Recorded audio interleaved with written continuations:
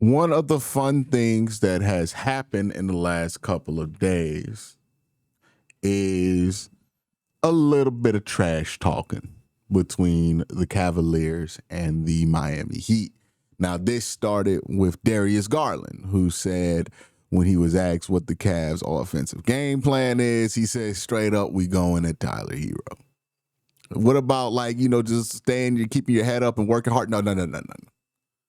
We're going at Tyler Hero. Are you trying to take advantage of getting Bam out on the No. It's Tyler Hero. Are you short? Him. He is who we're going at. He was very specific.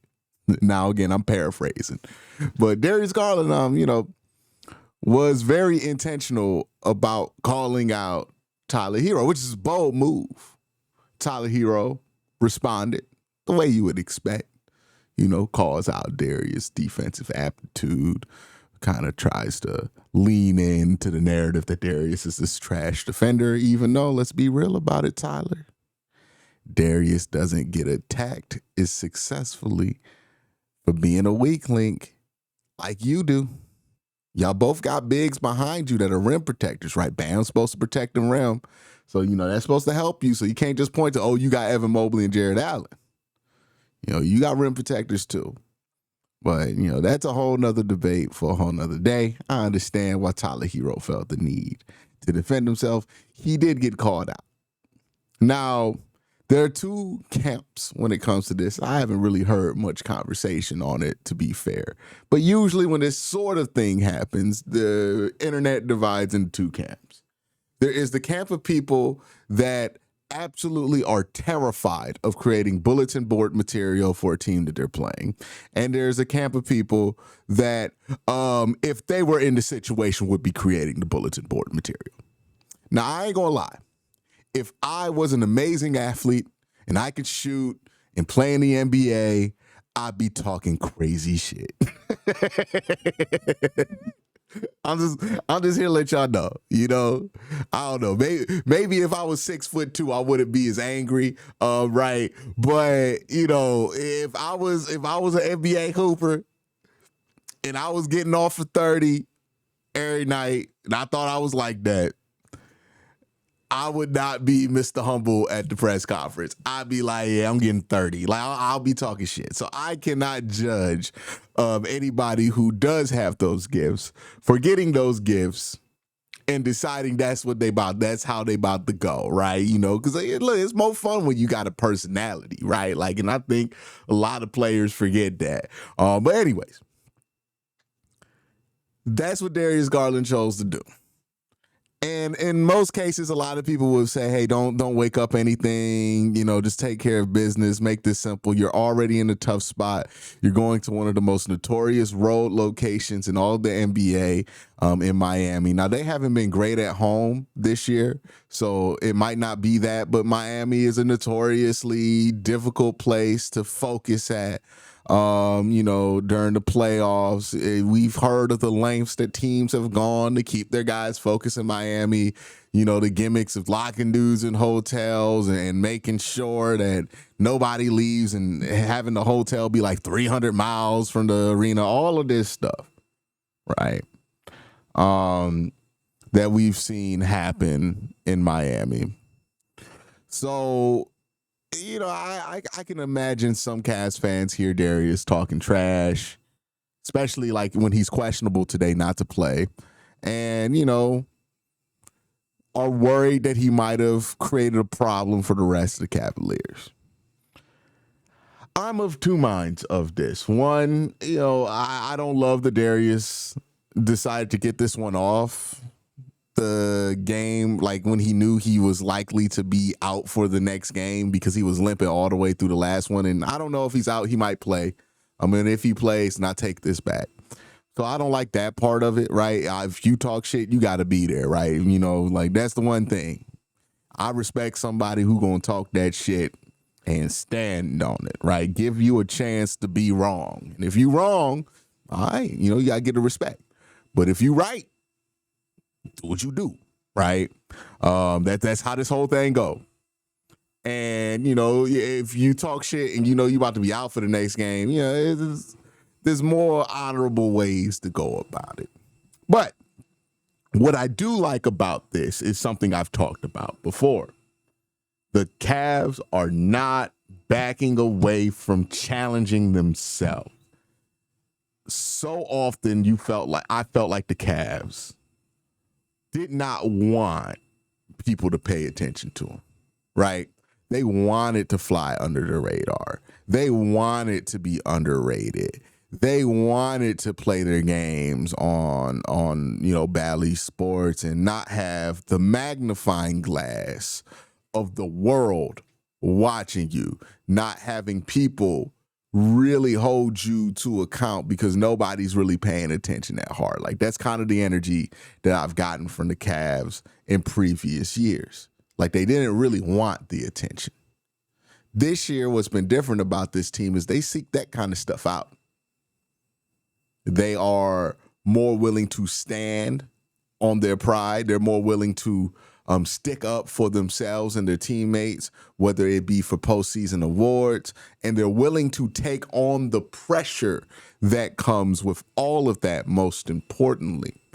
And that is something that I think this team is embracing.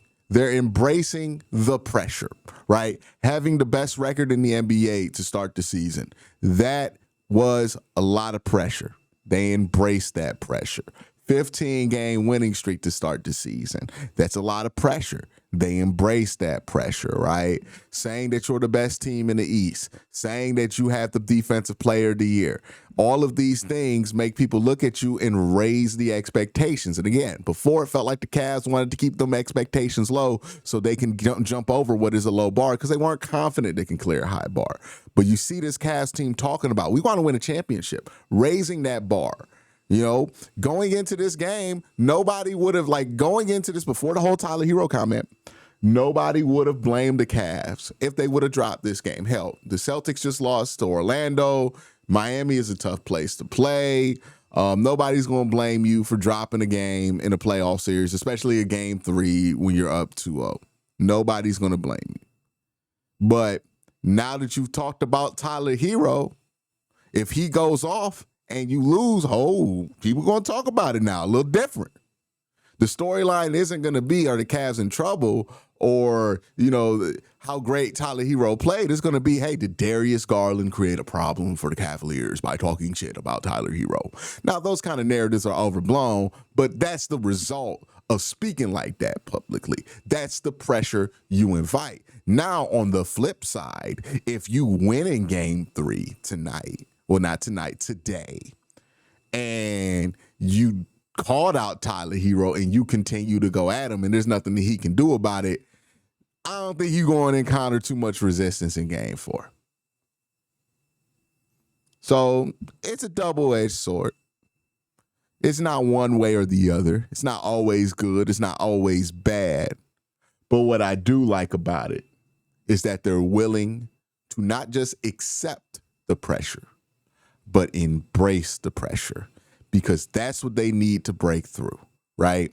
Don't just go in trying to get a humble 6-game series versus Boston. Don't just come in trying to play hard. No, I need you to go and handle business like you feel like you should be out the first round, like you feel like you should be in the championship game, all of that. I need that kind of energy from this team. I need them to feel like they don't just want to be in the championship game, that they deserve to be in the championship game, that the championship game is what their right is, and they will fight for that right. That's what you need. That's the championship mentality, right? That's what we hope the Cavs end up doing, and they're not going to do it with the all shucks, we don't want to bother nobody type attitude, which at times this Cavs team has sometimes unfairly been characterized as having, but they've done stuff to feed into it at times, right, where they kind of shy away from the controversy or shy away from the pressure and the attention. They go up in a big opponent and they act like, oh, we're just 2 teams, don't overhype this, please. This year they go up against Oklahoma City like, this is 2 best teams in the NBA. You better watch this shit. Watch what we about to do. Okay, I feel much better about this team this year because of that. Donovan Mitchell has always been talking about winning a championship, but now you're hearing it from Darius Garland. Now you're hearing it from Jared Allen. Now you're hearing it from Kenny Atkinson. Now you're hearing it from Tristan Thompson. Right? You're not going to achieve something you don't believe you can do it. You're not going to surprise yourself to success. You know, you got to believe on some level. You don't have to be loud and boisterous about it. You ain't got to be shouting from the mountaintops about it. But, at some level, you got to believe that you are capable of this success, that you are able to do the job that's in front of you if you want to be successful. And that's what I want the Cavs to be. And that's what I like about what they're doing. Now, will this bite them in the ass? Who knows? They calling out defender the way Darius Garland is a bold move. It's a bold move. It's a bold move. And it can backfire on you. Miami's not a scrub team. So we'll see where this goes. But, part of me likes it because I like that they're not shying away from pressure. I like that they're not shying away from a challenge. I like that they don't want it to be easy. They don't care if it's easy. They don't care if it's going to make Miami play harder. They feel like they can play harder than them no matter what they do. Okay. Now, don't just be arrogant. Be confident and go out there and match whatever the energy they have and then multiply it times 2. And then show us that you deserve that confidence. It's going to be interesting to see this game.